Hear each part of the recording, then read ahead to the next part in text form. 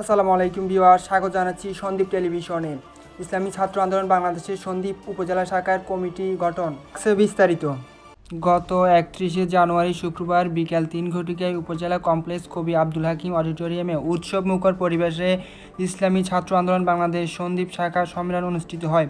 উক্ত সম্মেলনে ইসলামী ছাত্র আন্দোলন বাংলাদেশের কেন্দ্রীয় সাধারণ সম্পাদক শেখ মাহবুবুর রহমান নাহিয়ান ও কেন্দ্রীয় প্রচার মিডিয়া সম্পাদক মোহাম্মদ খায়রুল কবিরের উপস্থিতিতে সন্দ্বীপ শাখার আংশিক কমিটি ঘোষণা করা হয়। এতে সভাপতি নির্বাচিত হন মোহাম্মদ ইয়াসিন আরাফাত ভূঁইয়া, সহসভাপতি আশরাফুল আলম ও সাধারণ সম্পাদক নাজমুল সাকিব আবরার। পরবর্তীতে এই 3 জনের সমন্বয়ে পূর্ণাঙ্গ কমিটি গঠন করা হয়। কমিটির অন্যান্যরা হলেন সাংগঠনিক সম্পাদক জাহিদ মির মালেক, প্রশিক্ষণ সম্পাদক মোহাম্মদ আরিফুল ইসলাম, দাওয়া সম্পাদক তানভীর হোসাইন, তথ্য গবেষণা ও প্রচার সম্পাদক মোহাম্মদ মঈনউদ্দিন, প্রকাশনা ও দপ্তর সম্পাদক মোহাম্মদ আল আমিন, অর্থ কল্যাণ সম্পাদক শাহাদাত হোসেন আরমান, বিশ্ববিদ্যালয় সম্পাদক আমিনুর রসুল রাকিব, কওমি মাদ্রাসার সম্পাদক মিনহাজ উদ্দিন মিসবাহ, আলিয়া মাদ্রাসার সম্পাদক মোহাম্মদ মিনহাজ উদ্দিন, স্কুল কলেজ সম্পাদক শাহাদাত হোসাইন, কার্যনির্বাহী সদস্য ফাহিম মোহাম্মদ আরমান।